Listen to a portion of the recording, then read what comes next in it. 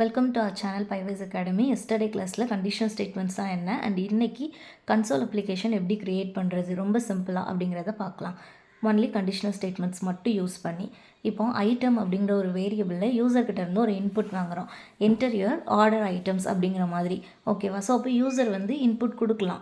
இப்போ எனக்கு என்ன வேணும் அப்படிங்கிற மாதிரி நான் வந்து கொடுக்கலாம். இது வந்து ஒரு ஃபுட் ஆப் மாதிரி வச்சுக்கோங்களேன். நெக்ஸ்ட்டு வந்து variety of food.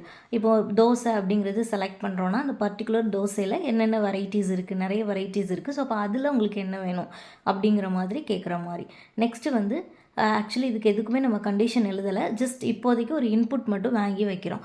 Delivery address equal to input of enter your address அப்படிங்கிற மாதிரி கொடுத்தாச்சு. ஸோ இப்போ யூசர்கிட்ட இருந்து என்ன ஃபுட்டு வேணும், அந்த ஃபுட்டில் என்ன வெரைட்டிஸ் ஆஃப் ஃபுட் வேணும், அப்புறமா உங்களோட அட்ரஸ், இந்த மூணும் வந்து ஃபுட் ஆப்பில் முக்கியம் இல்லை. ஸோ இந்த மூணும் நம்ம வந்து கேட்டு வாங்கிக்கிறோம். நெக்ஸ்ட்டு வந்து இப்போ தான் கண்டிஷன் அப்ளை பண்ணுறோம். இஃப் ஆல்ரெடி நம்ம வாங்கியிருக்க ஐட்டம் வந்து யூசர் வந்து தோசை அப்படிங்கிற மாதிரி கொடுத்தாங்க, ஐட்டம் ஈக்குவல் டு தோசை அப்படிங்கிறது யூசர் கொடுத்தாங்க அண்ட் அந்த தோசையோட வெரைட்டி வந்து நார்மல் அப்படிங்கிற மாதிரி கொடுத்தாங்கன்னா அதோட ப்ரைஸ் வந்து 40 அப்படிங்கிற மாதிரி கொடுத்துருக்கோம். இப்போ அதே மாதிரி மல்டிபிள் இஃப் கண்டிஷன்ஸ் யூஸ் பண்ணி என்னென்ன தோசை இருக்கும்ல, நிறைய தோசை வெரைட்டிஸ் இருக்குல்ல, அது எல்லாமே நம்ம கொடுத்துக்குறோம். ஓகேவா. ஸோ அதுக்கு வந்து எலிஃப் ஸ்டேட்மெண்ட் யூஸ் பண்ணுறோம். ஆல்ரெடி நம்ம பார்த்துருக்கோம். இதில் வந்து இஃப் யூஸ் பண்ண முடியாது. ஸோ இஃப் அண்ட் எலிஃப் அப்படி தான் யூஸ் பண்ண முடியும் அப்படிங்கிறத நம்ம பார்த்துருக்கோம். ஸோ இதில் வந்து large dosa and special dosa அதெல்லாம் கொடுத்து அதுக்கு எல்லாத்துக்குமே ப்ரைஸும் வந்து நம்ம சேஞ்ச் பண்ணி வச்சுக்கிறோம். இப்போது இது வந்து நல்லா பார்த்திங்கன்னா தெரிஞ்சிருக்கும். ஃபஸ்ட்டு ஒரு இஃப் இருக்குது. If item equal to dosa, அதுக்குள்ளே தான் இந்த எல்லா ஸ்டேட்மெண்ட்டையும் நம்ம கொடுத்துருக்கோம்.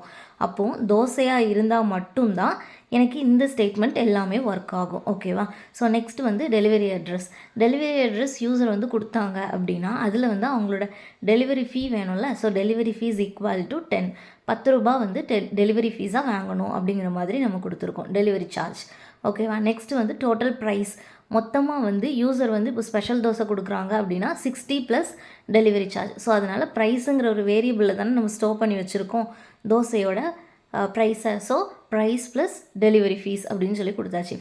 ரீப்ளேஸ்மெண்ட் ஆப்ரேட்டர் யூஸ் பண்ணி இந்த பர்டிகுலர் கண்டிஷன் ட்ரூவாக இருந்ததுன்னா எனக்கு வந்து என்ன ஆகணும்னா year dosa variety will be deliver to this address அந்த மாதிரி பிரிண்ட் ஆகணும் அப்படிங்கிற மாதிரி நம்ம வந்து கொடுத்துருக்கோம். ஸோ அதுக்கு வந்து எஃப் அப்படிங்கிறது யூஸ் பண்ணியிருக்கோம். எஃப்னா ஃபார்மேட் அப்படிங்கிறது அர்த்தம். கர்லி பிரேஸ்க்குள்ளே நமக்கு என்ன வேணும் பர்டிகுலராக அந்த வேரியபிள் கொடுத்தோன்னா அந்த வேரியபிளில் என்ன வேல்யூ இருக்கோ அந்த வேல்யூ ஆட்டோமேட்டிக்காக பிரிண்ட் ஆயிரும். So next LF item equal to எனக்கு பரோட்டாவாக இருந்தது அப்படின்னு சொல்லி சொன்னால் பரோட்டாலே நிறைய வெரைட்டிஸ் நம்ம கொடுத்துக்குறோம். இஃப் வெரைட்டி ஈக்குவல் டு நம்ம ஐட்டம்னு ஒரு வேரியபிள் வாங்கியிருக்கோம், வெரைட்டின்னு ஒரு வேரியபிள் யூசர்ட்டேருந்து வேல்யூ வாங்கியிருக்கோம். ஸோ நார்மல் பரோட்டாவாக இருந்தது அப்படின்னா 50 சார்ஜ் பண்ணணும் அண்ட் சிக்கன் வித் பரோட்டாவாக இருந்ததுன்னா 120 சார்ஜ் பண்ணணும் அப்படிங்கிற மாதிரி ப்ரைஸுங்கிற ஒரு வேரியபிளில் நம்ம கொடுத்தாச்சு. இது ரெண்டுமே இல்லை அப்படின்னா இன்வேலிட் ஆர்டர் அப்படிங்கிற மாதிரி பிரிண்ட் ஆகணும். ஓகேவா.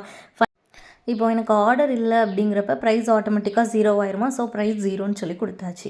நெக்ஸ்ட்டு வந்து இஃப் டெலிவரி அட்ரஸ் இருந்ததுன்னா டெலிவரி சார்ஜ் வந்து 10ன்னு கொடுத்தாச்சு. Total price equal to price plus delivery charge. So அப்போ 50 + 10னா 60 அந்த மாதிரி கொடுத்தாச்சு. ஃபைனலாக இது வந்து எனக்கு பிரிண்ட்டில் நடக்கணும்ல. ஸோ நம்ம பிரிண்ட்டு கொடுத்தா மட்டும்தான் என்ன பிரிண்ட் ஆகணும் அப்படிங்கிறது நமக்கு பிரிண்ட் ஆகும் அவுட்புட்டில். ஸோ பிரிண்ட் ஆஃப் ரீப்ளேஸ்மெண்ட் ஆப்ரேட்டரில் your variety will be deliver to. அப்போ நமக்கு எப்படி பிரிண்ட் ஆகும், இயர் இப்போ நம்ம நார்மல் பரோட்டா ஆர்டர் பண்ணுறோன்னா your normal parotta will be delivered to எந்த அட்ரஸ் கொடுக்குறோமோ அந்த அட்ரஸ் அப்படிங்கிற மாதிரி நமக்கு வந்து பிரிண்ட் ஆகி நமக்கு அவுட்புட்டில் வந்து காமிக்கும். ஓகேவா. இன்கேஸ் எனக்கு தோசையாகவும் இல்லை பரோட்டாவும் இல்லை அப்படின்னா ஐட்டம் இஸ் நாட் அவைலபிள் அப்படிங்கிற மாதிரி பிரிண்ட் ஆயிடணும். ரொம்ப சிம்பிளான ஒரு ப்ரோக்ராம் தான். இதை ரன் பண்ணால் enter your order items equal to dosa and special dosa அப்படின்னு கொடுத்துட்டோன்னா ஆட்டோமேட்டிக்காக அந்த ப்ரைஸ் ப்ளஸ் சார்ஜோட நமக்கு பிரிண்ட் ஆயிரும். பரோட்டான்னு சொல்லி கொடுத்தாலும் சேம் அதே மாதிரி.